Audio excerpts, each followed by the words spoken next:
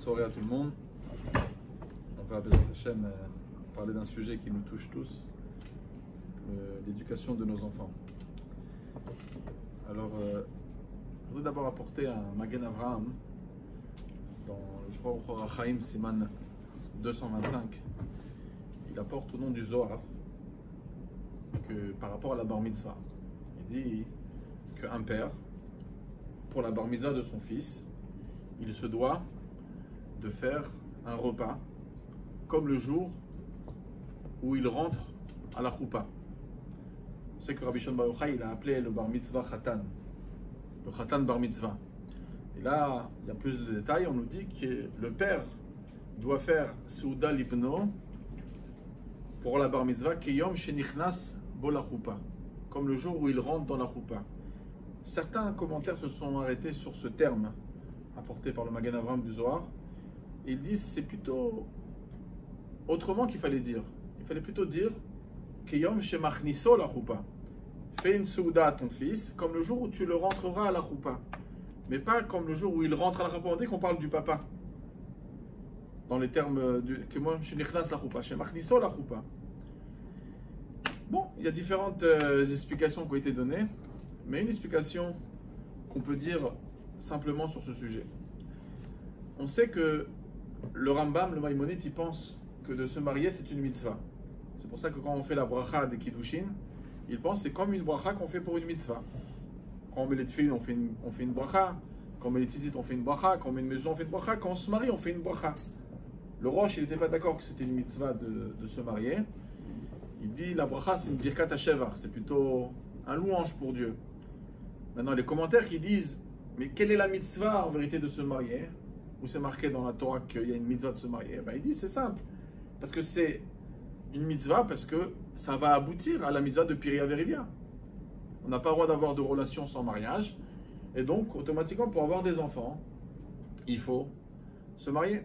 Et donc c'est une mitzvah. Donc le but du mariage c'est d'amener des enfants. Maintenant, pourquoi on amène des enfants? Alors, il y a l'union de la Shevet Yitzhara, quand même de peupler le monde, et qu'il y a des juifs qui fassent des mitzvot. Mais le but, comme dans un discours chassidique du rabbi précédent, il dit que on se marie pour être zoché bebanim ou bnei banim aoskim betorah mitzvot, pour construire Bezat Hashem un édifice avec des enfants et des filles qui vont pouvoir accomplir Torah et mitzvot. Donc c'est ça le but du mariage, c'est d'amener des enfants pour que ces enfants, un jour, fassent Torah et mitzvot. Donc, il y a l'éducation avant la bar mitzvah ou avant la bat mitzvah, mais lorsqu'on arrive vraiment au jour de la bar mitzvah, et que ce jour-là, je vois mon fils qui a la kippa sur la tête, qui a des tzitzit à ses vêtements, qui fait Torah et mitzvot, alors à ce moment-là, on peut dire que le mariage, il arrive à son but. Et le mariage de la personne vient de se confirmer réellement. Parce que quand tu t'es marié, c'était que le départ. C'est un petit peu un Hersher Mitzvah. Quand c'est vraiment qu'on peut dire que tu t'es marié, c'est maintenant. Regarde, tu amènes un fils qui étudie Torah, qui fait les mitzvot, et qui est chayav, et Baruch Hashem, il s'est engagé. Donc tu as réussi ta mission. Donc c'est peut-être pour ça que Rabbi Shimon Bar Yochai nous dit qu'un bar mitzvah c'est un khatan. Ça représente le mariage ici. Parce qu'en vérité, il fait que confirmer le mariage de ses parents. Et c'est peut-être ça qui est allusionné dans le Magen Avraham. Kiyom shenichnas bo la choupa. Tu fais une souda à ton fils comme le jour où tu rentres à la choupa. Qui? Toi, le papa. Tu rentres maintenant à la choupa.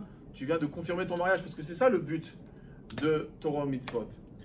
Et comme on est à peine à quelques semaines de Matan Torah, et tout le monde connaît ce fameux Midrash, Akadosh Baruch Hu, il demandait des garants. Et on lui a proposé beaucoup de garants dans le passé et dans le futur. Même Avraham, Yitzhak, Yaakov, ça n'a pas suffi. Et lorsqu'on a dit Banenu arevim ba'adenu, dans le chant du Midrash, arevim otanu, nos enfants, ils sont nos garants, Akadosh Baruch Hu, il a accepté. Tout le monde se pose la question, mais si moi je ne suis pas garant, pourquoi ils vont être garants?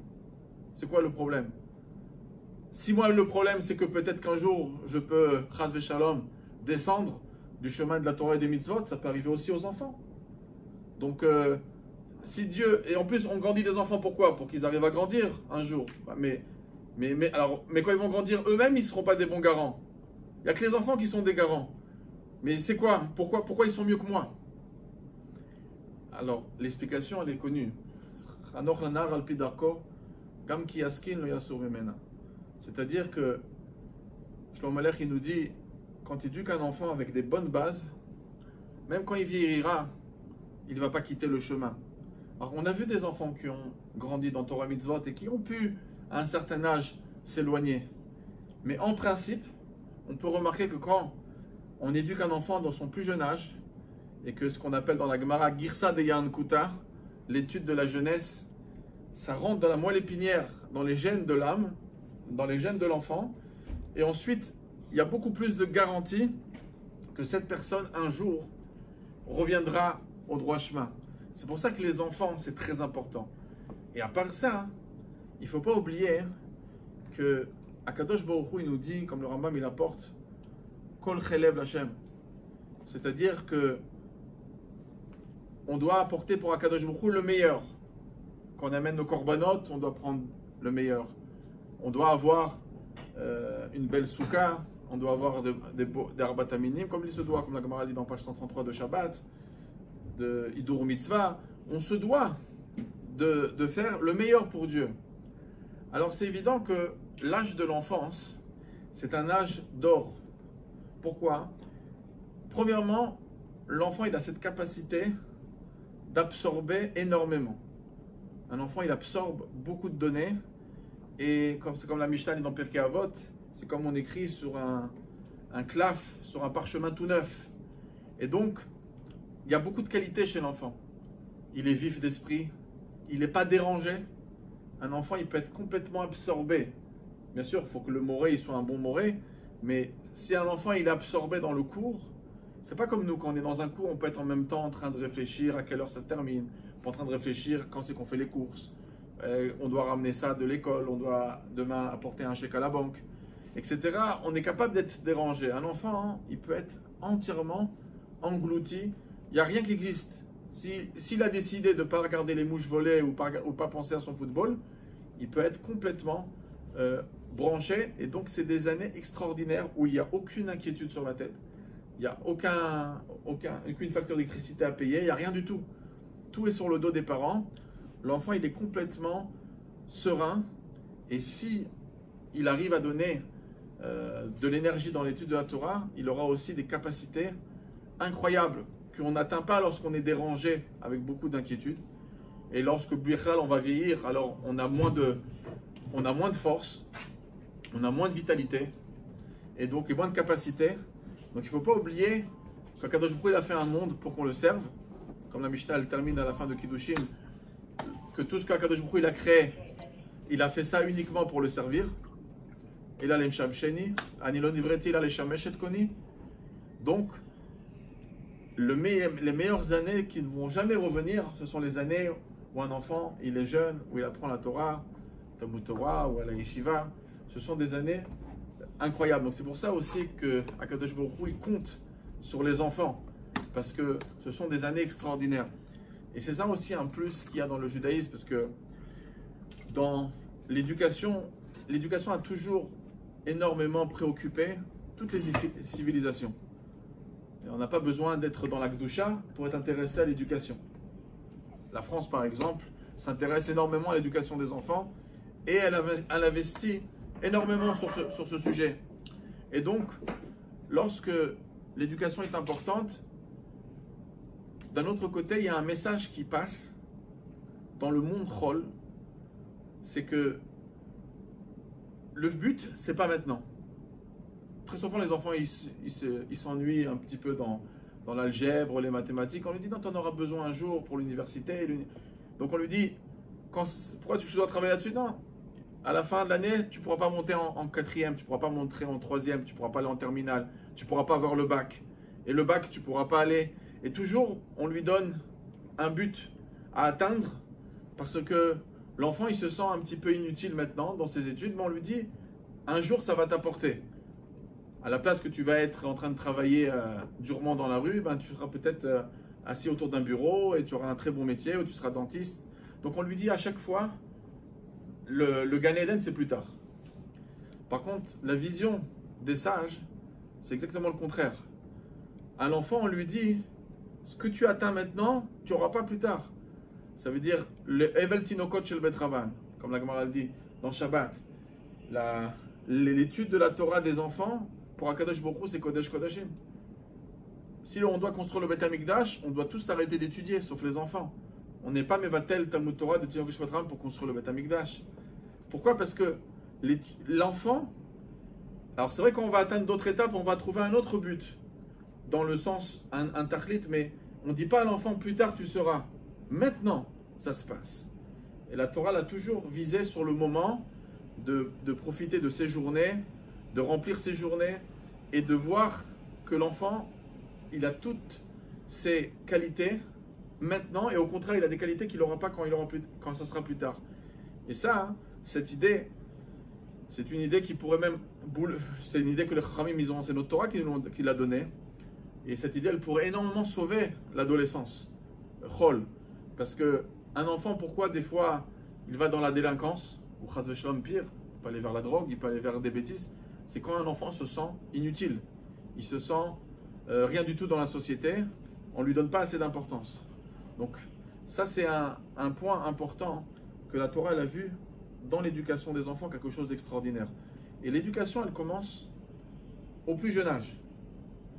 Il y a une Gemara connue dans Masechet Chagiga, dans la page 3, où la Gemara raconte, vous savez qu'à l'époque, les Chachamim, ils avaient l'habitude d'aller voir leur maître pendant les fêtes. C'est même apporté dans le Shulchan Aruch que 3 fois dans l'année, pendant les fêtes, à l'époque on montait au Bet Hamikdash, et quand il n'y avait plus le Bet Hamikdash, une des choses qu'on faisait, c'est d'aller voir son maître. Aliyah la Regel pour aller voir son maître. Il y a même des fois des kassim en Israël, à Jérusalem, où ils prennent des fois une grande salle à Tel Aviv, ils amènent plein de grands rabbanim, etc. Et les gens montent voir leur rav pendant les fêtes. Et donc on raconte qu'il y avait Rabbi Hanania et Rabbi Elazar ben Chisme qui étaient venus pour aller voir leur rav dans le nord, dans une ville qui s'appelle Pikin. Ils étaient voir Rabbi Yoshua. Rabbi Yoshua ben Hanania, c'était un maître immense de la Torah qui était tellement respecté à l'époque que même les goïms le prenaient chez lui des conseils, même la reine venait le voir. Il y a une Gemara dans Masechet Bechorot d'Afred qui raconte la chokhma, la sagesse inouïe de Rabbi Yoshua ben Hanania. Et donc, Rabbi Yoshua ben Hanania viennent le visiter pendant les fêtes, ses 2 élèves. Et le maître Rabbi Yoshua dit à ses 2 élèves, s'il pourrait dire un petit Dvar Torah, il leur a dit d'abord qui était le Shabbat dernier, qui c'est qui a pris la parole. Parce qu'il y a la fameuse histoire qui est connue dans le Talmud, lorsque justement Rabbi Yoshua avait posé une question, Rabbi Shimon Bar Yochai avait posé une question. Et Rabbi Yoshua s'était disputé, on va dire, au niveau de la halacha, avec le Nasi qui était Rabban Gamliel. Et ce balagan qu'il y avait eu entre eux, ça avait fait qu'ils avaient fait sauter la place de Rabban Gamliel et on avait placé à la place Rabbi Elazar ben Azaria. Et Rabbi Elazar ben Azaria était très jeune, il avait à peine 18 ans. Et Akadosh Baruch Hu lui avait fait pousser des rangées de barbe pour que les gens le respectent. Et en fin de compte, Rabban Gamliel avait retrouvé sa place. Et on ne voulait pas complètement jeter Rabbi Elazar ben Azaria. Donc ce qu'on faisait, une semaine il y avait Rabban Gamliel qui faisait la dracha, une autre semaine c'était Rabbi Elazar ben Azaria. Donc Rabbi Yoshua il demande à ses 2 élèves qui a fait la dracha ce Shabbat. Alors il dit c'est Rabbi Elazar ben Azaria, mais ils ne veulent pas parler. Ils disent on est venu pour voir notre maître, on n'est pas venu pour te dire un Dvar Torah, on est venu t'écouter à toi. Talmidim anu ou mimimcha anu shotim, on est venu boire tes paroles. Et il insiste, il dit non, en Bet Midrash belo chidouche, c'est sûr qu'il y a eu un chidouche qui a été dit dans le Bet Midrash. Je voudrais que vous me dites qu'est-ce que Rabbi Elazar ben Azaria il a pu dire ce Shabbat dans sa dracha. Et bon, comme le Rav a insisté, les élèves ont répondu, ils ont dit, il a fait une dracha dans Parashat Vayeler, c'est la paracha où on parle de Hakel. On sait qu'après la 7e année de Shemitah, on rentre dans la 8e année, à Sukkot. Alors, Motzei Yom Tov Rishon, le Ham Israël qui était de toutes les manières monté pour les fêtes, venaient écouter le roi d'Israël en train de dire des passages de la Torah. Et la Torah nous dit, Akel et Ta'am, Anashim, Nashim ve'ataf, réunit le peuple, hommes, femmes, enfants, les man ishmeu, les man ilmedun, pour entendre, pour apprendre. Ve'yaru et Hashem elokechem, ve'shamru lasot lekol divrei Torah azot. Ils vont avoir de la crainte du ciel, ils vont pouvoir accomplir Torah et mitzvot. Donc Rabbi Elazar ben Azaria, il a pris ce verset, il a dit, pourquoi la Torah a demandé aux hommes de venir, aux femmes de venir et même aux enfants? Quand on dit les enfants, c'est même un nourrisson. Pourquoi la Torah leur a demandé de venir à tous? On dit, la Gemara elle répond, Rabbi Elazar a répondu, les hommes ils sont venus apprendre. Baim lilmod. Nashim baot lishmoa, les femmes sont venues entendre. Bon, c'est une étude moins approfondie. Et les enfants, pourquoi ils viennent? C'est un peu, il vaut mieux les laisser chez une nourrice, de faire tout ce chemin, les amener pour aller écouter la Torah. Pourquoi? Amener les enfants, écouter le roi d'Israël, un enfant de... Vous savez, dans le Shulchan Aruch, dans 198, c'est marqué que les petits enfants en bas âge, il ne faut même pas les amener à la choule, ils peuvent complètement déranger. Donc, pourquoi les amener, les enfants? Pourquoi embêter les parents d'amener les enfants?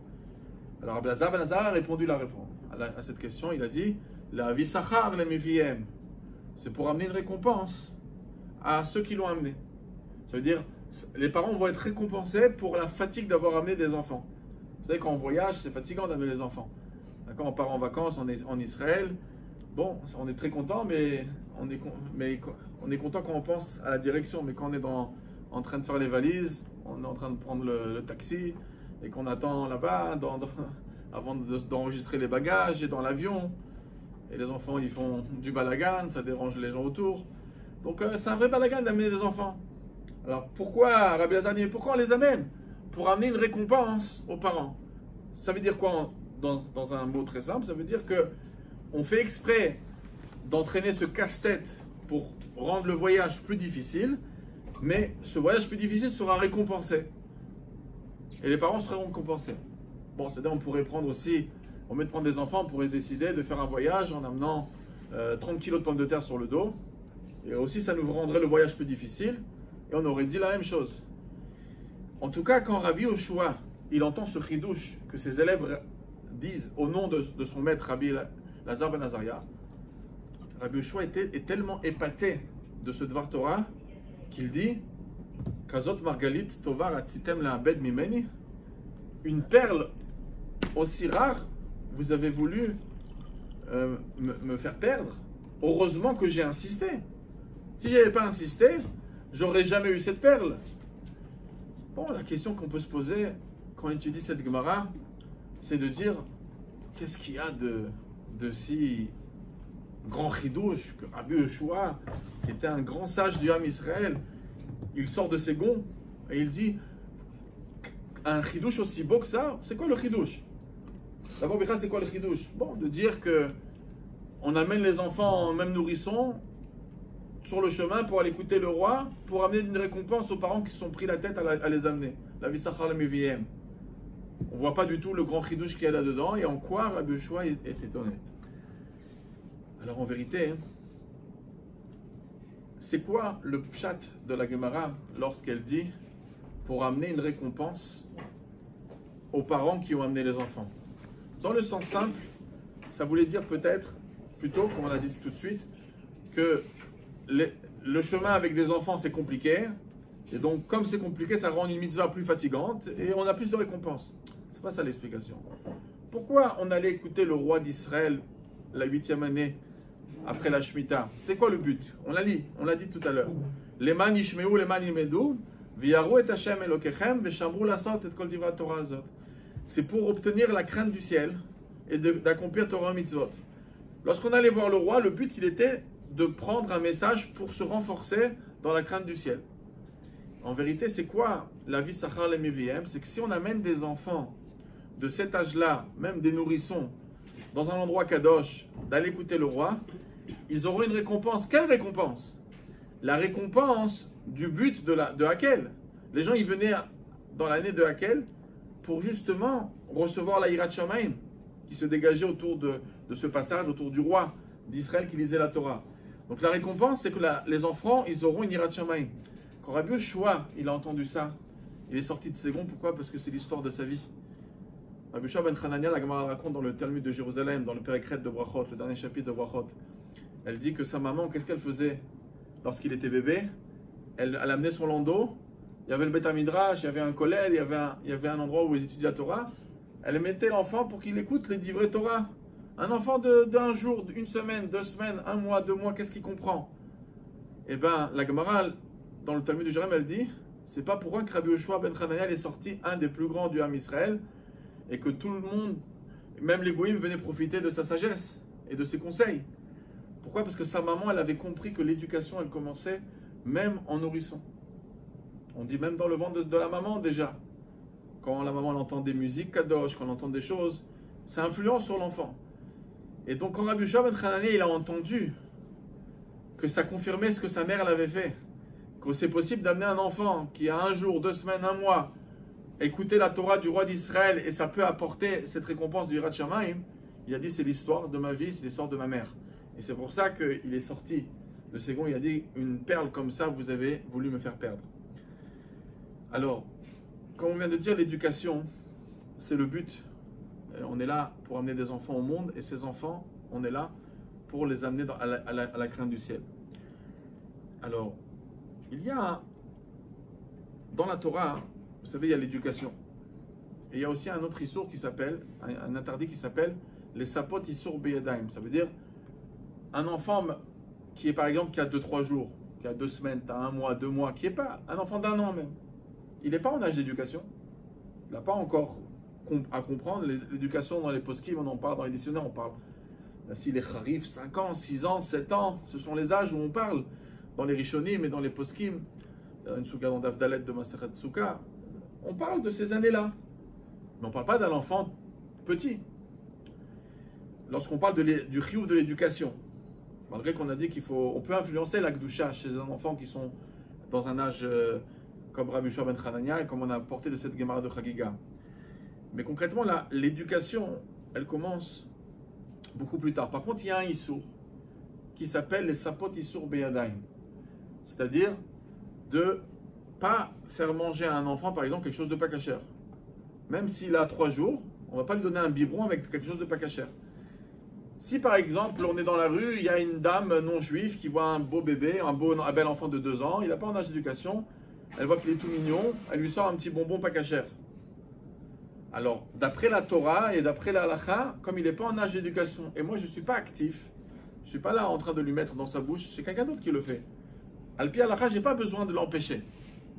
D'accord? Dans le Shulchan Aruch, le Mishnah Berurah, la Mourazaken, plusieurs apportent tous les détails dans le Siman, dans les Chot Shabbat, dans le Siman 343. Shin Mem Gimel. Et donc, il n'y a pas de issur de voir l'enfant manger, mais il y a un issur de lui mettre dans la bouche. Et d'où on apprend ça? C'est une sugia dans Maseret Yevamot, page 114. La Gemara l'apporte sur les versets de Parashat Emor ve'amarta. Les nefesh lo itama be'amav. Quand Dieu dit à un Kohen de ne pas se rendre impur, il dit Emor, dis-leur, et ils diront ve'amarta. Alors Rachid apporte les azir gdolim alaktanim. C'est vient de la Gemara Yevamot, page 114, que les grandes personnes doivent faire attention aux petits enfants, de ne pas donc les faire à des petits kohanim, de ne pas les rendre impurs. Ce moussag là, cette idée de Emor ve'amarta, la Gemara dans Yevamot, elle amène 3 endroits différents.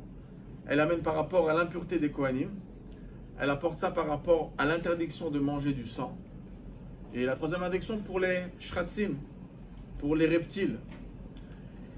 Et c'est là-bas que la Torah a décidé, en vérité, de nous parler de ne pas endommager l'enfant au niveau de la crainte du ciel, à un âge même d'un nourrisson. Et les 3 endroits, c'est le sang, l'impureté des kohanim et les reptiles. Alors, tout le monde se pose la question, mais pourquoi choisir?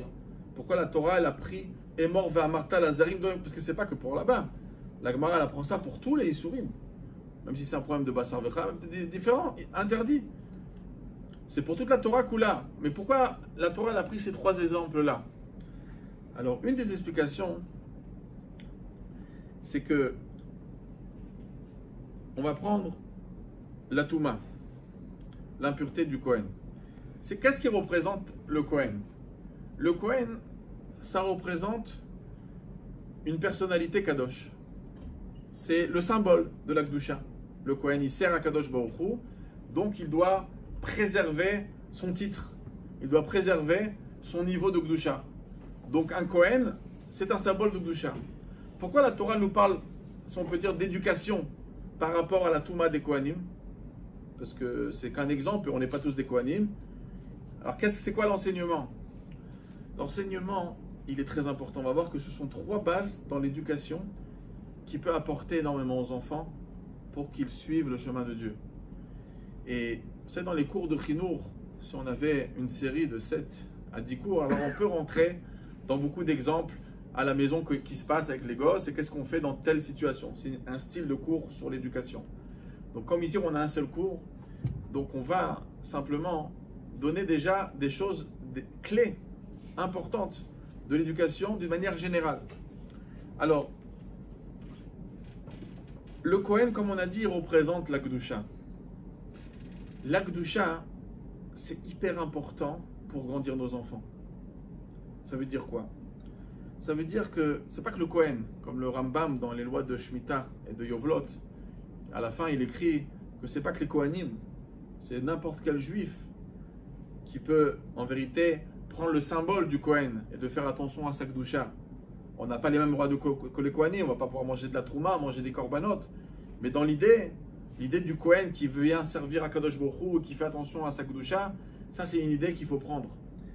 Et à un enfant, c'est hyper important de lui montrer la Kedusha et de lui montrer un exemple de Kedusha. Les parents, plus que tout, lorsque un parent, il faut savoir, un père et une mère, ce sont les piliers de l'enfant. Que ce soit dans son subconscient, dans son conscient, le parent, ça représente tout chez l'enfant.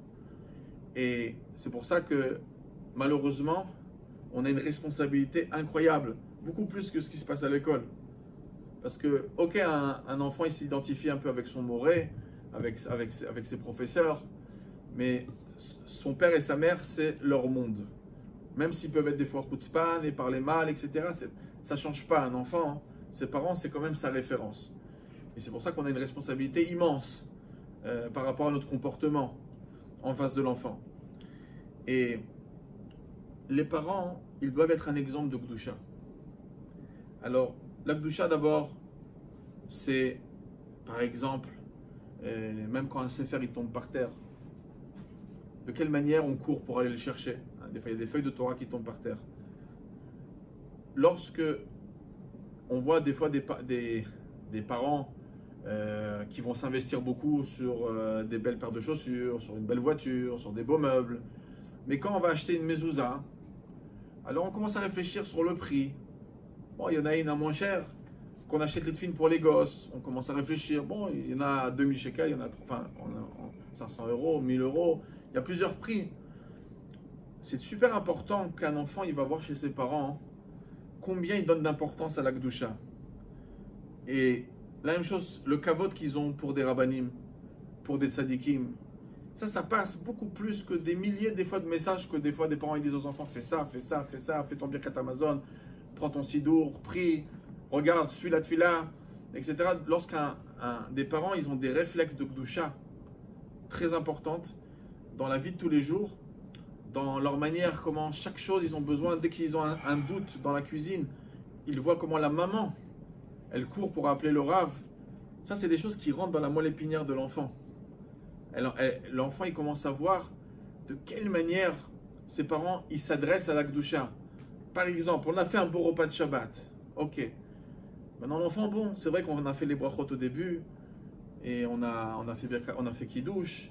Mais bon, c'est quand même un moment assez matériel, le repas de Shabbat. Surtout qu'on est très accent sur la nourriture.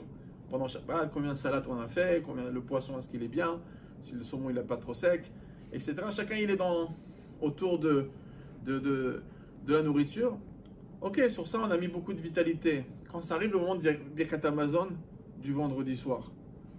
Donc la personne, elle est, on appelle ça en hébreu, Patsua Benoni Ad Kaché. C'est-à-dire il est blessé, semi-blessé, la maman elle est déjà à moitié sur le canapé. Le papa, il est à moitié endormi sur la table.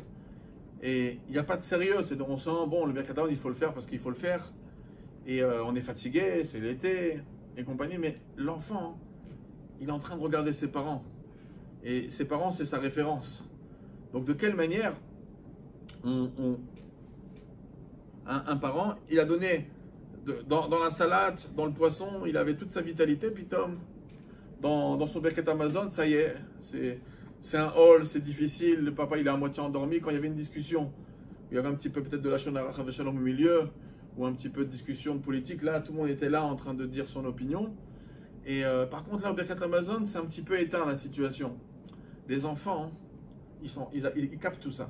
Ils voient qu'il y a un manque réel de sérieux dans la Kedusha. La même chose, comment un papa il rentre dans la synagogue, de quelle manière il va embrasser le Echal en rentrant, de quelle manière il court pour embrasser un Sefer Torah. Toutes ces petites choses qu'on s'imagine a priori banales, l'enfant, il attrape et il rentre ça à l'intérieur de lui. Quand le Rav parle, quand le Sefer Torah il est ouvert, de quel sérieux le papa il est là et il est en train et dans la tfila, ok, il y a quelqu'un qui vient et te salue en plein milieu, il arrive un peu en retard. Mais il voit son père, ok, tu lèves les yeux parce que ça ne se fait pas de ne pas dire bonjour. Mais tu replonges dans ton sidour. Donc ça, c'est pour ça que la Torah nous a donné l'enseignement du Kohen au niveau du Chinour, pour nous dire, si tu veux réussir dans le Chinour de tes enfants, la Zir Gdolim Alaktanim, la Zir, ça veut dire, c'est pas simplement de leur faire attention, mais la Zir, c'est la chambre Zohar, ça veut dire mettre de la lumière. Si tu veux mettre de la lumière chez l'enfant, la Zir Gdolim Alaktanim, alors il faut que tu lui montres un exemple de Gdusha.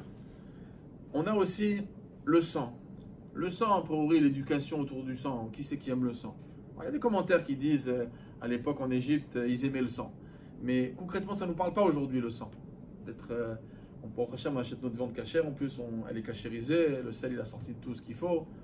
Donc, c'est pourquoi la Torah l'a pensé à donner une importance de l'éducation d'un enfant par rapport... Fais attention de ne pas faire manger à ton fils du sang.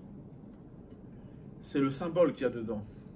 Le sang, ça représente la chaleur et la vitalité, la chayut, qui a d'âme ou un nefesh.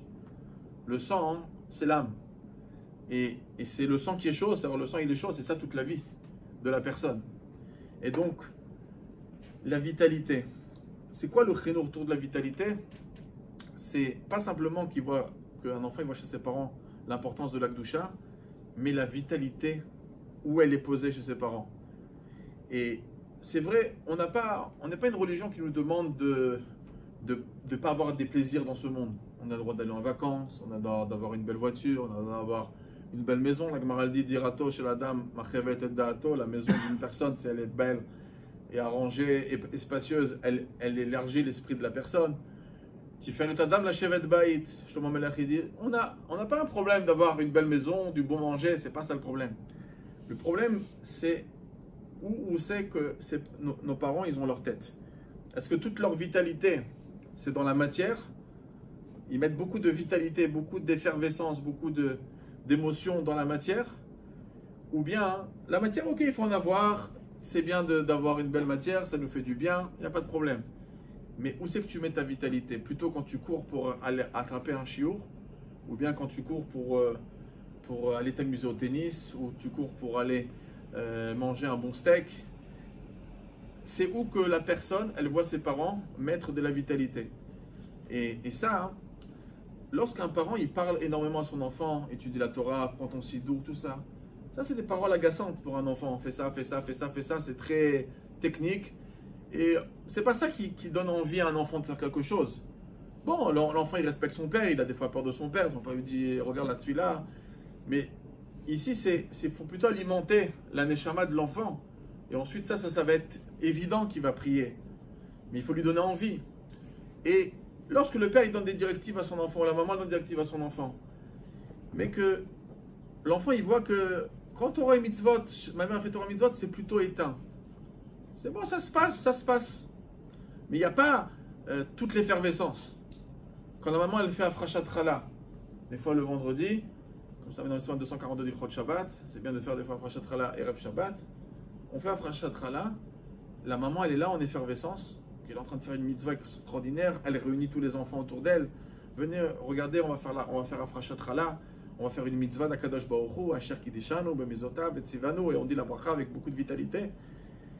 Non, l'enfant, il ne voit pas sa maman faire ça. Il voit plutôt sa maman lorsqu'elle va acheter un nouveau vêtement, ou un nouveau iPhone, ou un nouveau chose. Là-bas, on sent plutôt de l'effervescence, où il y a les soldes aujourd'hui, et tout le monde court dans les magasins.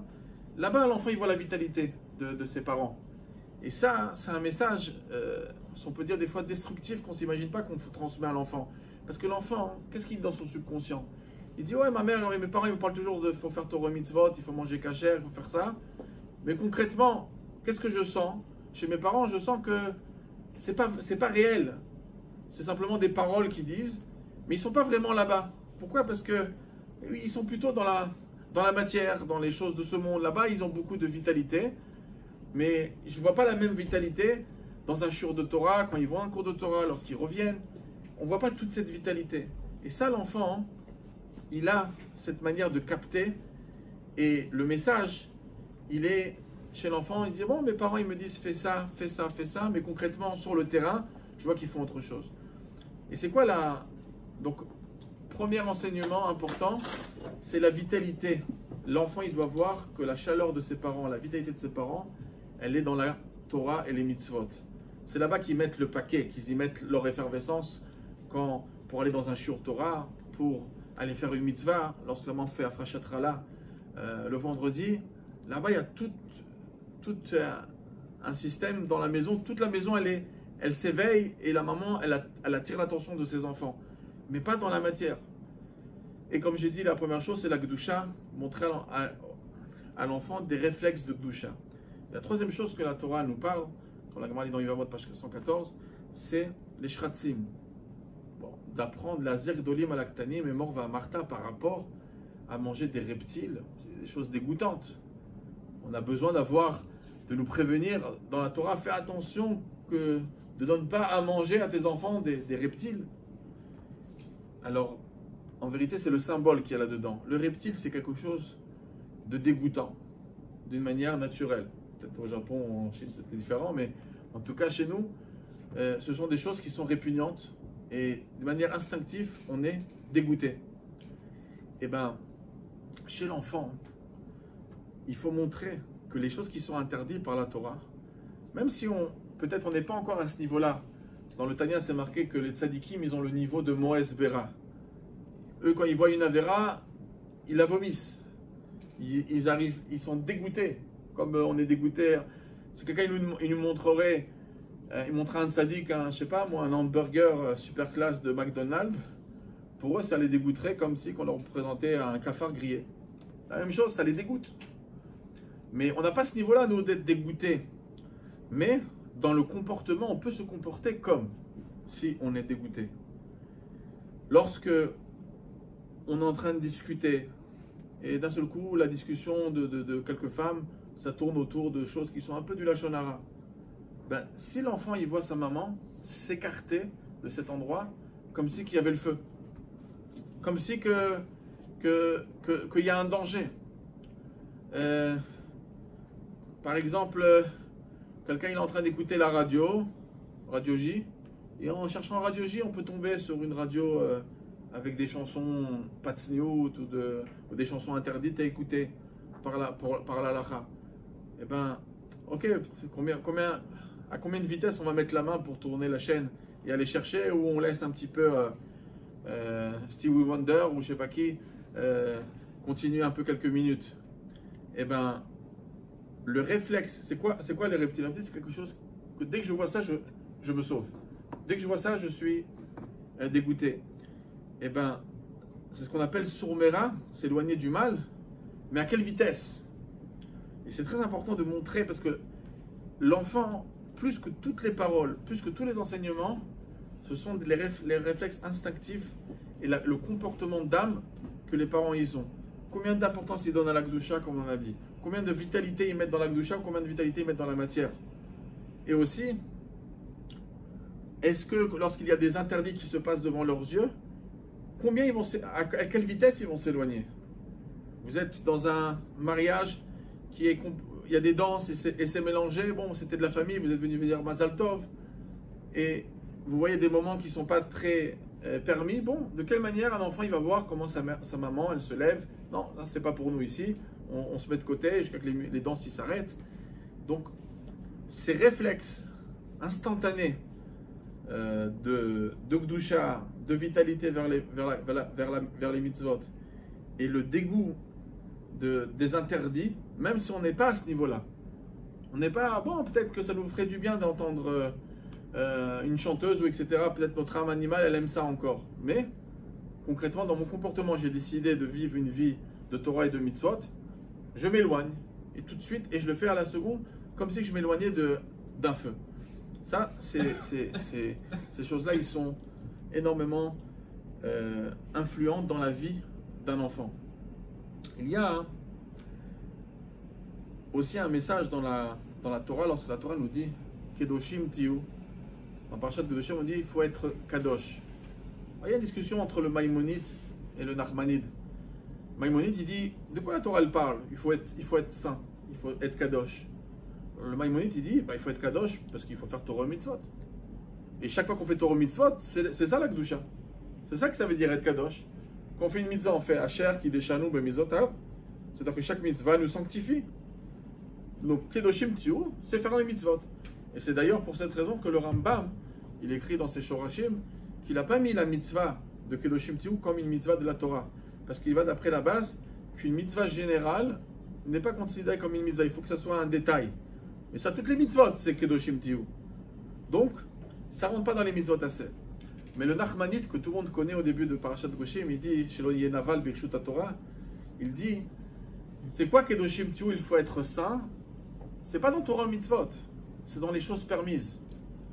Kadesh atzmecha bemutar lach. Sanctifie-toi même dans les choses qui sont autorisées. C'est une souga dans Yevamot, page 20. Kadesh atzmecha bemutar lach. Sanctifie-toi dans les choses qui sont permises. Ça veut dire quoi?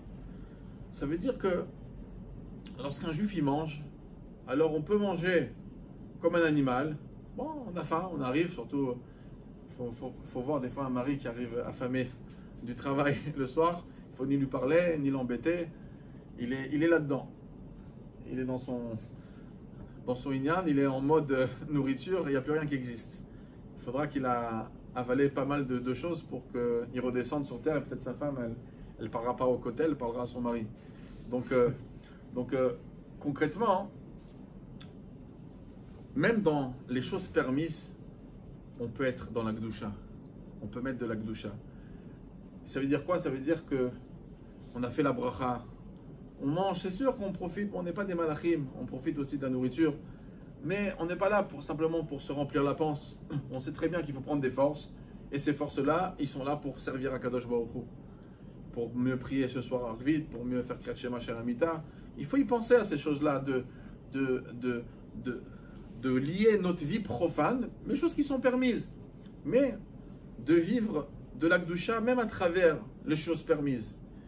Et même dans le business, dans le travail, on est quoi? On est complètement pris par le travail. Et, alors, à part le fait que le travail il doit être complètement d'après la halakha, et c'est une des premières questions, la Gemara dit dans Shabbat, page 31, que la première question qu'on pose, c'est Natata Masar Matan Bemuna, c'est ce que on monte après 120 ans, est-ce que ton business il était droit?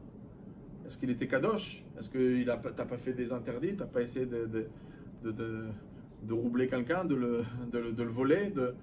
Est-ce que tu as été droit dans ton business? Donc il y a ça, mais on va dire qu'un juif, bon prochain, il fait tout dans les règles de l'art, il paye ses dettes, il paye ses taxes, il fait tout ce qu'il faut. Et bien malgré ça, il peut être complètement pris dans le business sans penser à la Gdusha. Mais pourquoi on travaille? C'est simplement pour travailler, on travaille pour vivre. Et pourquoi on vit? On vit parce que il faut qu'on aille à la choule Shabbat, il faut qu'on aille à la choule en semaine, il faut qu'on fasse Torah et Mitzvot.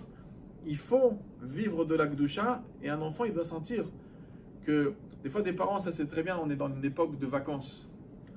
Dans l'époque de vacances, eh ben, on vit encore moins des fois l'aspect de Gdusha, parce qu'on on est vraiment concentré sur le bel hôtel, sur la belle villa, sur sur les bons restaurants.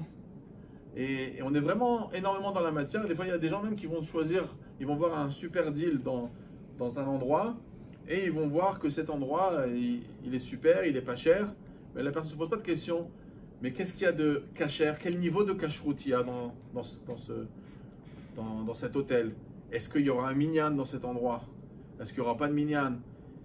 Qu'est-ce qui va se passer avec l'étude de la Torah pendant les vacances? L'étude de la Torah, c'est uniquement quand on est en mode travail et on a un shiur le soir. Et on ne prend pas de vacances de la Torah. Chaque jour, Akadosh Baruch Hu, il attend que ce jour il soit rempli. Bavram, Zaken, Baba Yamim. Il n'y a pas de vacances. Ça veut dire on peut prendre plus. On peut aller se promener sur une montagne, on peut prendre du bon temps. Ça, c'est pas interdit de prendre du bon temps. Ça nous donne des forces. On revient après dans la vie de tous les jours avec plus de force. Mais on ne dit pas Akadosh Baruch Hu l'itrod pour les vacances. On amène Akadosh Baruch Hu, il a emporté avec nous. Il faut l'emporter dans les vacances, dans l'hôtel. Il faut l'amener partout. Donc, lorsque on vit pleinement, à pleines dents, la vie profane, et sans la mêler à la Kedusha, et bien c'est ça que la Torah vient nous dire, Kedoshim Tiu. Soyez saints. Et a priori, la grande question sur le Nachmanide, elle est, mais pourquoi tu nous parles de la vie profane, de vivre de la Kedusha dans la vie profane? Penser à Dieu dans ta vie profane. La première chose que tu dois dire, Kedoshim Tiu, c'est comme le Rambam, le Maïmonide, il dit. La première Kedusha qu'on parle, c'est dans Torah et Mitzvot. Pourquoi tu me parles de la Kedusha à travers des choses profanes? La vraie Kedusha, c'est à travers Torah et Mitzvot. Achar Kedishanu b'mitzvotav vetzivanu. C'est là-bas qu'il y a la vraie Kedusha. La vérité, c'est quoi? Et c'est là qu'on va savoir l'influence qu'il y a sur l'enfant. Parce que juste après les pasuk Kedoshim Tiu, qu'est-ce que la Torah elle parle tout de suite après? D'après le Rambam, ça parle de toutes les mitzvot. D'après c'est quoi les psukim? Et imo ve'aviv tiraou, ve'et shabetotai tishmou. Ton père, ta mère et ton père, vous allez les craindre. Et ensuite c'est marqué, vous allez observer le Shabbat. Pourquoi, d'après le Nachmanide, qu'on parle de la Kedusha, de la vie profane, d'Afka, ces mitzvot, ils sont présentés à la suite? Pourquoi tout de suite on parle de la crainte des parents? D'accord? Et on dit la crainte des parents. Pourquoi d'Afka la crainte des parents? Et aussi pourquoi on parle du Shabbat? Alors, on revient à la question qu'on a posée juste avant. C'est pourquoi le Nachmanide il s'arrête sur la Kedusha de la vie profane, pas plutôt de la Kedusha de Torah et de Mitzvot? C'est très simple.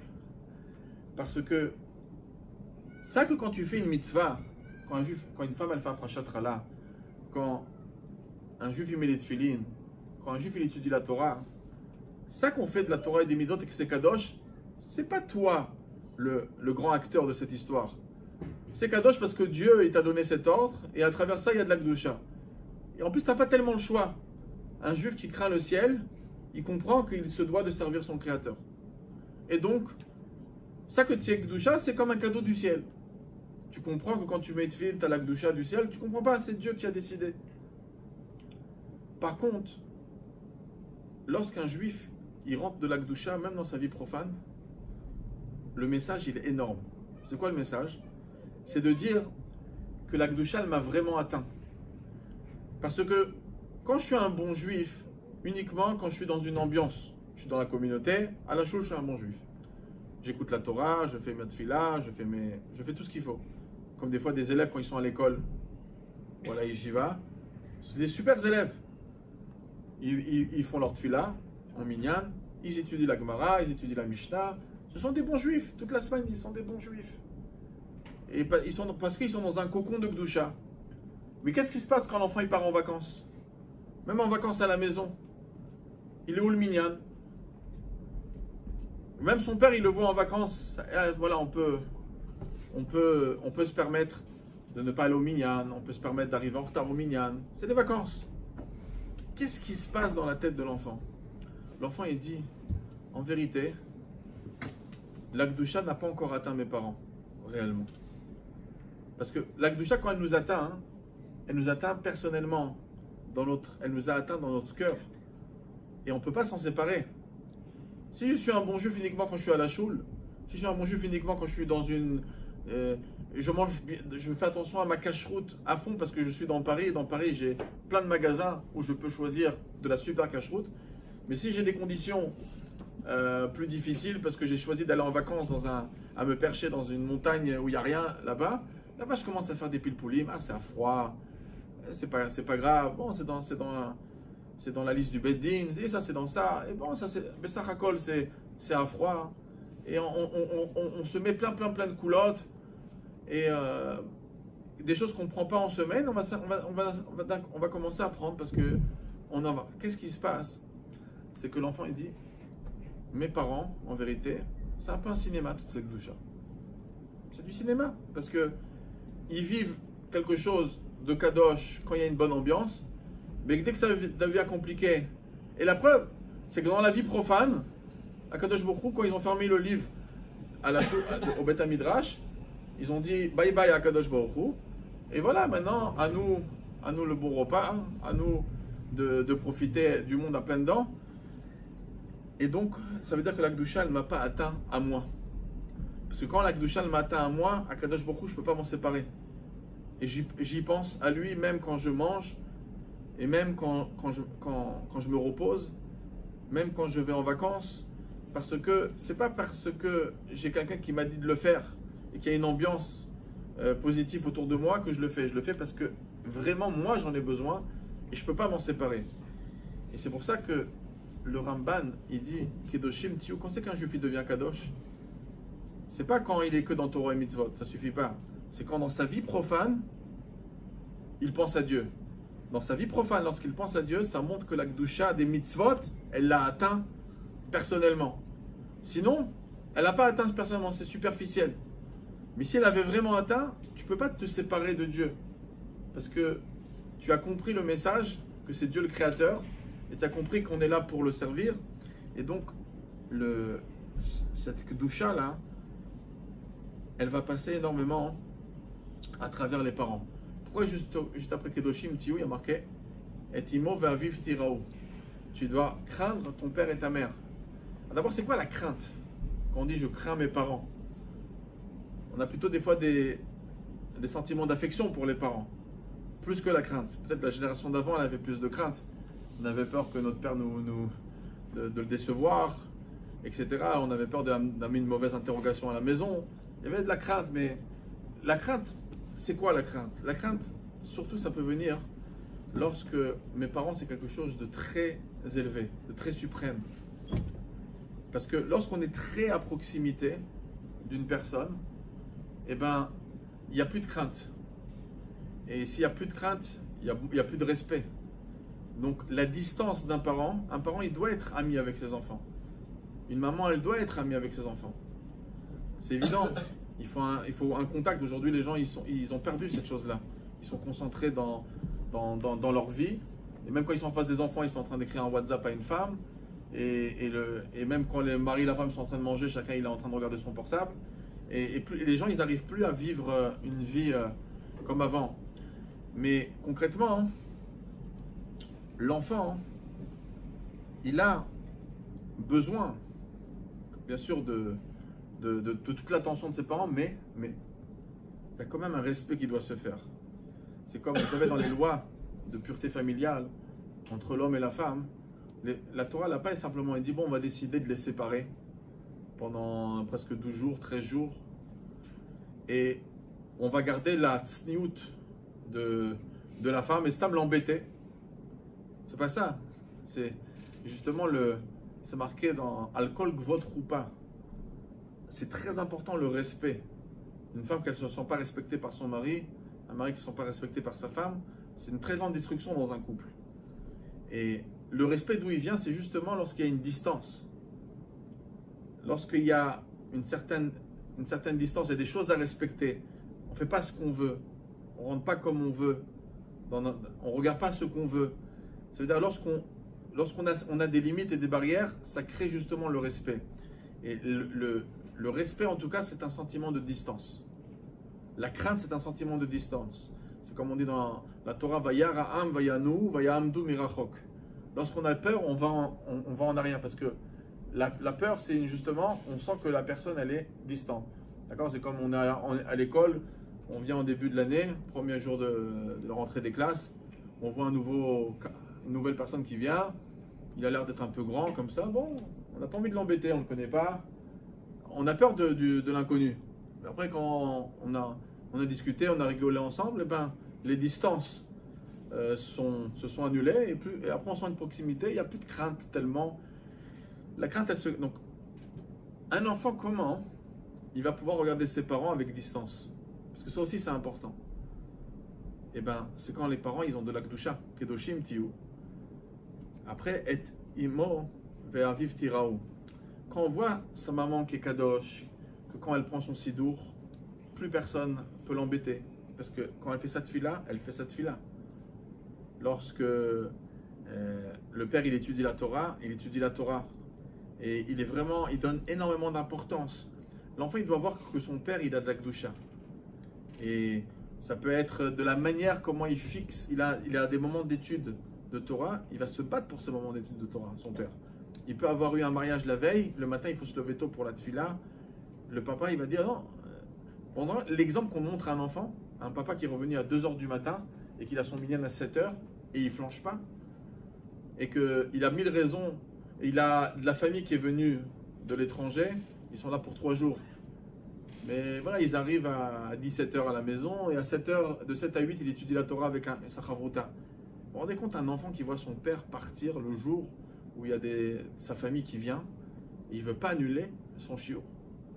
C'est quelque chose qui va marquer l'enfant, ça va être mieux que 1000 messages.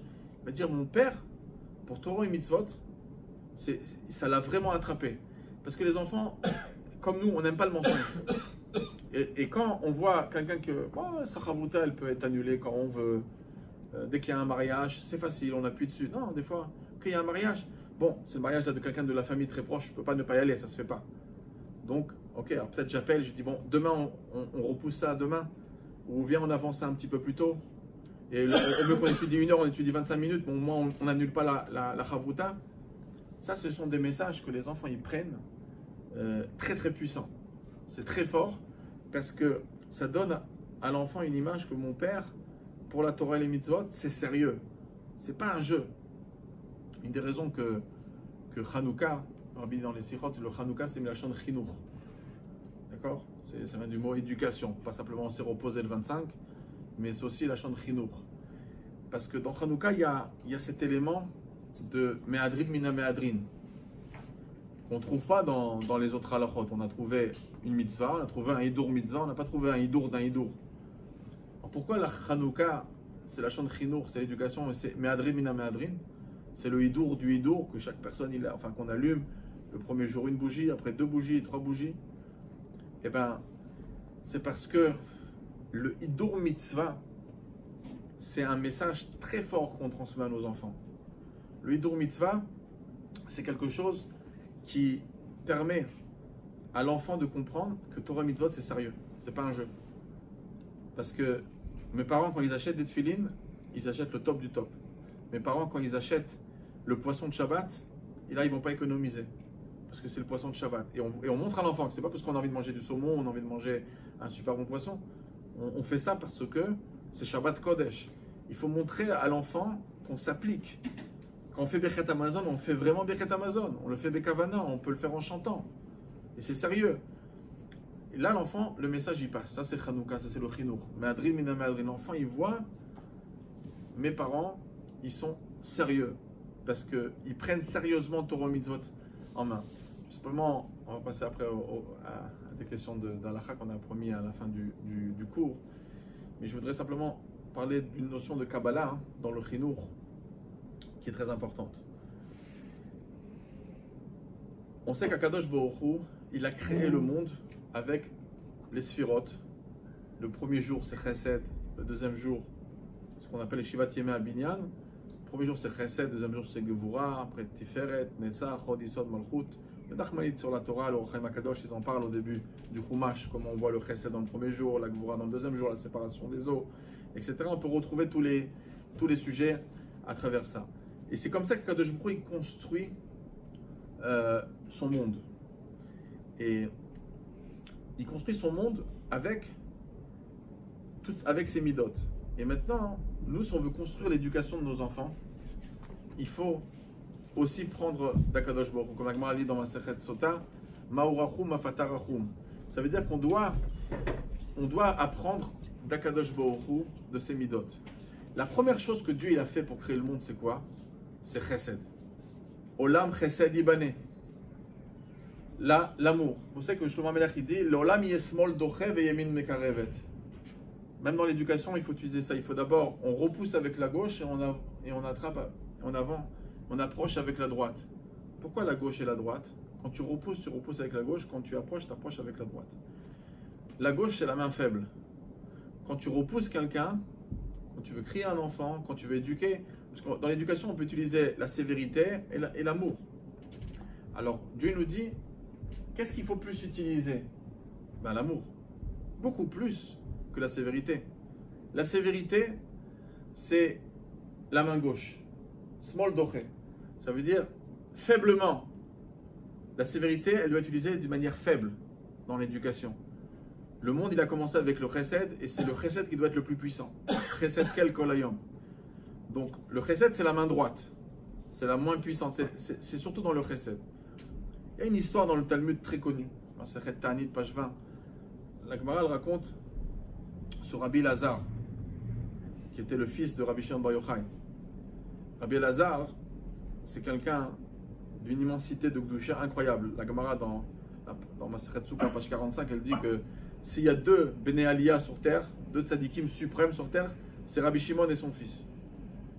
À tel point que quand Rabbi Lazar il est mort, la femme de Rabbi Lazar, elle était restée longtemps comme sa veuve, et il a voulu se marier. La Gemara dans Bamidbar, page 84, elle raconte ça, qu'il a voulu se marier avec elle, Rabbi Yehuda Hanassi, pour ne pas la laisser seule. Et Rabbi Yehuda Hanassi donc lui a envoyé une lettre pour lui dire que s'il peut épouser la femme de Rabbi Lazar. Et il lui a dit non. Il lui a dit, est-ce que tu crois qu'un ustensile qui a eu le srout d'être utilisé par la Gdusha, elle va être utilisée par quelque chose de chol, de profane? C'est-à-dire qu'elle a appelé Rabbi Yehuda Hanassi chol par rapport à Rabbi Lazar. Donc Rabbi Lazar, il faut s'imaginer, c'est un niveau incroyable. Rabbi Lazar, un jour, il revient rempli de Torah. La Gemara dit dans Tanya, page 20, et il est sur son âne, et il voyage, et il rencontre un juif très moche. Et ce juif très moche, il lui dit Shalom Alecha Rabbi. Bonjour, vous avez étudié cette Gemara ensemble. Alors on va la voir avec la vision du Maral de Prague. Alors, Shalom Alecha Rabbi. Il lui fait bonjour maître. Alors, il ne répond pas. Un homme aussi moche comme ça lui parle, il n'a même pas envie de lui adresser la parole. Donc il insiste, et Rabbi Lazar, il n'arrive pas à se retenir, il lui dit comment me croire, comment tu peux être moche? Est-ce que toute la ville où tu habites, ils sont moches comme toi? Rabbi Lazar, il dit comme ça à cette personne. Comment me croire, est-ce que tous les gens de ta ville sont moches comme toi? Alors il lui dit une phrase très judicieuse. Il lui dit L'ech laouman shasani. Va te plaindre au créateur. Il me dit que je suis moche. Va demander à Dieu pourquoi il m'a fait comme ça. Et quand il lui a dit ça, tout de suite, ça l'a remis en place. Et Rabbi Lazar, il est descendu de son âne. Il s'est mis même à terre. Il lui a demandé pardon. Et il lui a dit je te pardonne pas. À moins que tu vas voir mon créateur et tu lui dis pourquoi il m'a fait. L'ech laouman shasani. Bon, il lui a pas donné le pardon, il a continué à avancer. Quand il arrive dans la ville, lui, il était aussi à côté de lui. Il arrive dans sa ville et d'un seul coup, les élèves de Rabbi Lazar, ils le voient et ils crient Shalom Alecha Rabbi, Shalom Alecha Rabbi, Shalom Alecha Mori. Rabbi, Mori, mon maître, mon Rabbi. Et l'homme moche, il dit à ses élèves, il lui dit à qui vous avez appelé Rabbi? Il fait à lui là, qui est à côté de toi, Rabbi Lazar. Lui, Rabbi. Si ça c'est un rabbi, qu'il n'y a pas de rabbi comme ça dans le monde entier. Je veux dire, qu'il n'y a pas des gens comme ça comme lui. Il lui dit, pourquoi tu parles aussi méchamment que ça de notre maître? Et il leur raconte, qu'est-ce qu'il a fait le maître. Alors il dit, bon, pardonne-le, c'est un grand rave, pardonne-le. Bon, il s'est excusé, pardonne-le. Bon, alors il dit, vous savez quoi, parce que vous me le demandez, je vais le pardonner. Mais, shelo yargil atzmo bekar. Mais qu'il soit plus habitué à parler comme ça, habitué. Alors il y a des commentaires qui posent la question. On dirait que de temps en temps oui, mais pas beaucoup. C'est quoi chez Loyargi là? Qui parle plus jamais comme ça. C'est quoi? Qui s'habitue plus à parler comme ça, sans être habitué, qui parle plus jamais comme ça. Et aussi comment on peut comprendre qu'un tzaddik de ce niveau, il peut parler de cette manière, qui parle aussi méchamment un juif, un tzaddik qui parle comme ça, combien tu es moche. Alors le Maharal de Prague, il dit c'est évident qu'on n'est pas en train de parler d'une mocheté matérielle. On est en train de parler d'une mocheté spirituelle. Ça veut dire qu'il a vu chez cet homme-là une neshama hyper souillée, hyper sale. Un juif qui est rempli de péché. Il n'a rien vu de bien chez lui. Et donc, toi tu viens, tu me dis Shalom Aleichem Rabbi, comme si tu respectes les tzadikim. Regarde ta neshama comment elle est sale. Kama mechoarata. Il dit, est-ce que les gens de ta ville ils sont aussi rachats comme toi? Il ne parle pas de son physique, il parle de son spirituel. Et qu'est-ce qu'il lui a répondu? Il lui a répondu, Lech Louman Sheasuni. N'oublie pas hein, que toi tu me vois tout noir. Je ne suis pas tout noir. Je suis une créature de Dieu. Déjà ça c'est une qualité. C'est pour ça que c'est marqué dans la Mishnah de Avot, Eve mital midav shel Aaron, Oev shalom verodev shalom, Oev tator mekarvan, Oev et abriot ou mekarvan la Torah. Aime les briotes. C'est quoi aime les briotes? Aime des personnes que leur seule qualité c'est d'être une bria, d'être une créature d'Akadosh Baruch Hu.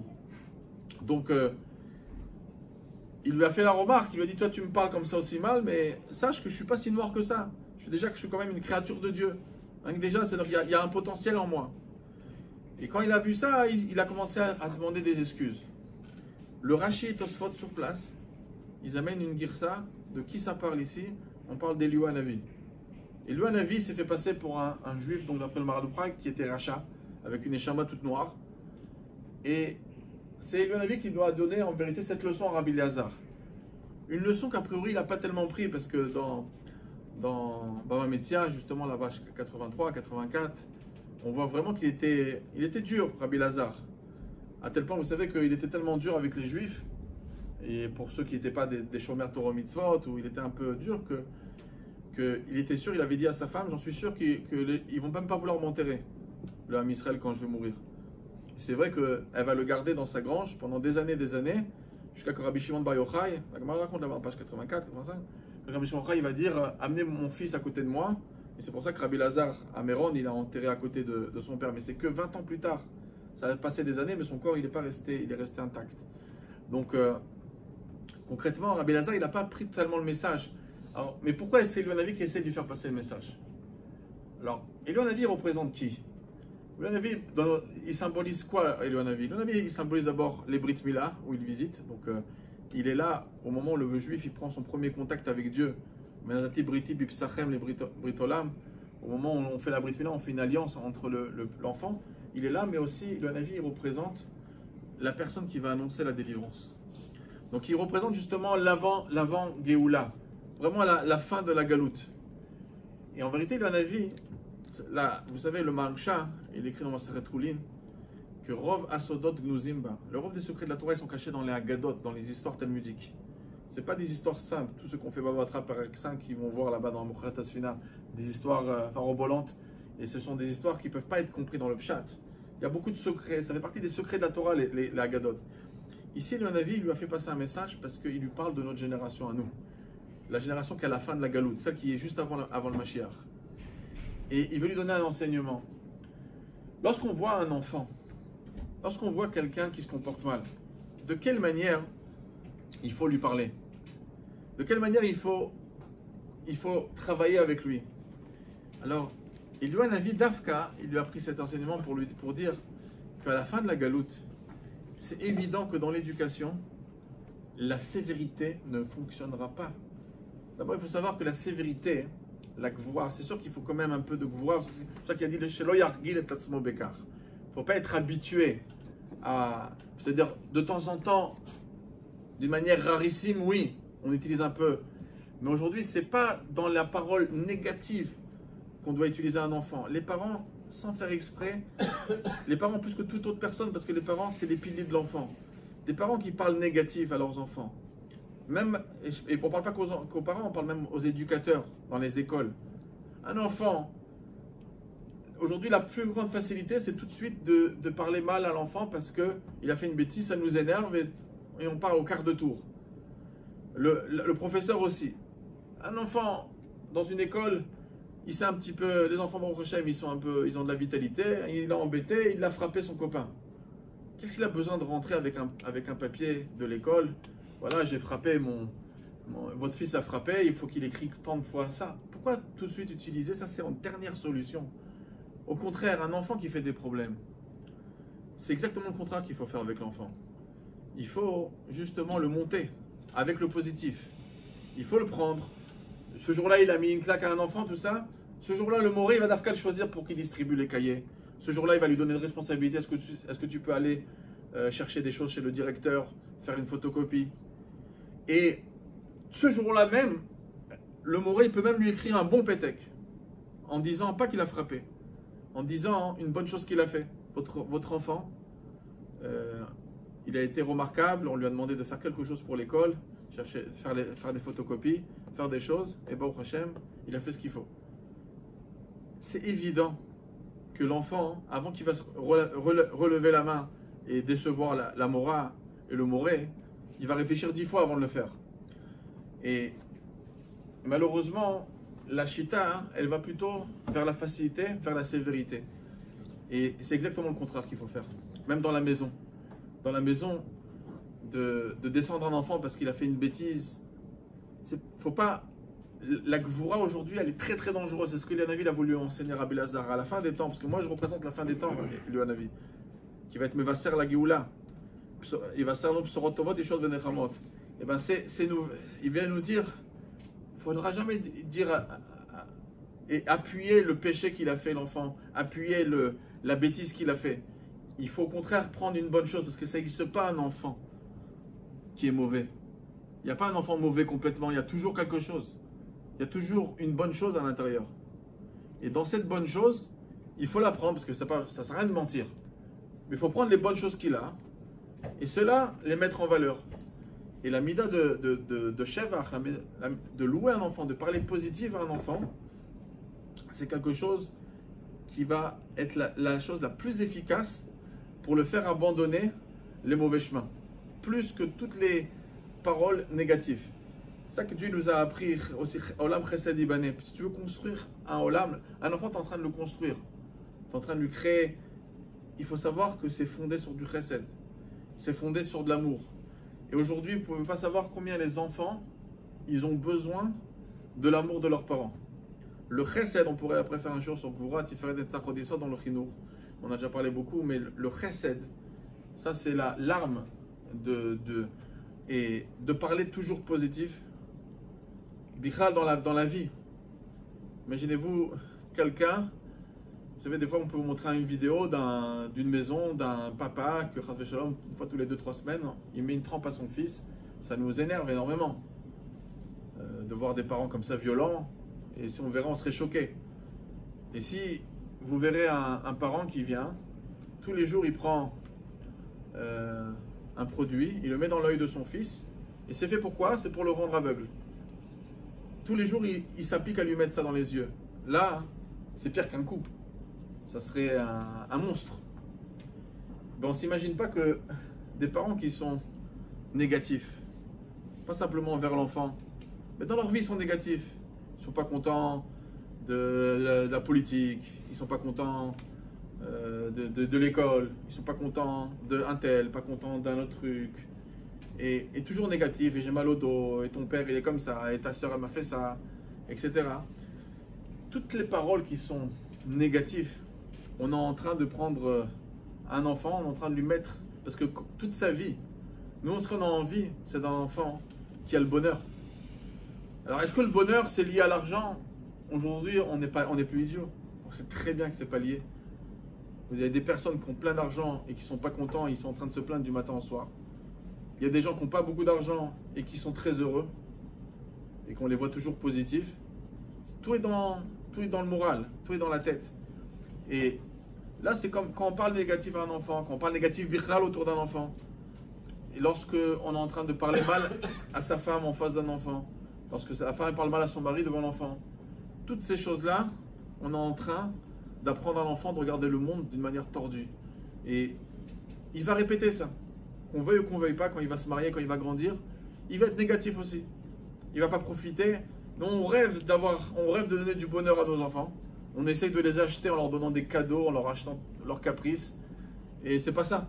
Il y a des parents qui ont été pas spécialement facile au niveau des cadeaux vers les enfants. Et les enfants, ils adorent leurs parents et il ne faut pas leur parler d'eux. Ils vont venir les aider quand ils sont âgés. Ils vont faire les plus grandes choses et pourtant, ils n'ont pas grandi dans la richesse et dans les vacances et à Eilat tous les étés. Ils n'ont pas eu tout ça et toutes les glaces au bar. Et pourtant, des fois, ils reçoivent, ils deviennent encore plus insolents, ils parlent mal aux parents, etc. Donc, on sait très bien que c'est simplement des fois chercher la facilité, mais c'est pas ça. C'est le côté positif des parents. Et ça, donc, si on pourrait clôturer que le chesed et l'amour qu'un enfant il doit avoir de ses parents, c'est la chose la plus importante qui peut créer un contact incroyable avec les parents. Et ça, aujourd'hui, ça manque. Pourquoi? Parce que notre vie, même quand on a des parents qui sont extraordinaires, et des bons parents hein, qui aiment leurs enfants et qui sont bon prochain, ils ne sont pas coléreux, ils ne sont peut-être pas négatifs, mais ils ont oublié de donner de l'amour à un enfant. Ça veut dire que ils sont tellement occupés, quand la mère elle sort, ça va être rare, et quand elle sort, elle va sortir avec une copine ou avec son mari. Mais tu as déjà pris ta fille et tu vas, à chaque fois tu en as 3, tu en as 4, ben à chaque fois tu prends une autre fille, une fois par semaine, tu vas au restaurant qu'avec elle. Parce que les enfants, ils ont besoin de l'attention entière du parent. Quand ils sont des fois engloutis dans une famille de 3 ou 4 ou 5, ils sentent qu'ils n'ont pas leur place. Et l'enfant, il a besoin d'amour parce que c'est comme ça que Dieu a créé son monde. Olam chesed ibaneh. Et aujourd'hui, on n'est plus capable de leur donner cet amour. La maman, elle est tellement occupée d'aller pachout à côté des enfants quand ils vont s'endormir, de leur mettre le drap sur l'enfant, de lui monter sa couverture, des choses que les gens ils faisaient de manière naturelle il y a 60 ans. Aujourd'hui, qui c'est qui y pense? D'aller chanter une chanson à son enfant avant de dormir, d'aller rigoler un peu avec sa fille avant qu'elle s'endorme, et même que le lit comme ça, que la maman elle vient lui tirer un peu la couverture, lui mettre bien la couverture comme ça, avant de partir. Ça, c'est des choses que c'est des ksharim, et l'enfant quand il sent ça, c'est incroyable ce qu'on peut lui donner. Quand il n'a pas ça, et ben il sent qu'il lui manque, que son pilier, qui est sa mère et son père, ils sentent, et le père, Kalvachomer, le père des fois il est abonné absent. Il a sa tête dans le business, il a fait dans tout sauf dans ses enfants. Ses enfants, il les a vus grandir, il les a vus passer comme ça, et c'est qu'après qu'ils sont mariés, des fois qu'on remarque, on ne sait même pas dans quelle classe où ils sont, on ne sait même pas dans... des fois quel âge ils ont exactement, des fois des parents ils sont complètement à l'ouest, parce que la vie elle est tellement prenante. Mais un père, l'enfant il a besoin de l'amour de son père et l'amour de sa mère. Et l'amour, c'est pas d'acheter des cadeaux tous les 5 minutes, c'est pas d'acheter un ordinateur et un PC et un truc, c'est pas ça l'amour. La preuve c'est que des enfants ils reçoivent tout, ils se sentent en manque et ils sont nerveux et ils sont pas contents. L'amour c'est justement le vrai temps qu'un père il peut donner à son enfant. Un temps il a sa fille, il a son fils. Un père aussi il peut prendre son enfant et on sort. Et quand on sort, on lui donne tout. Et chaque fois, chaque semaine, c'est un autre enfant.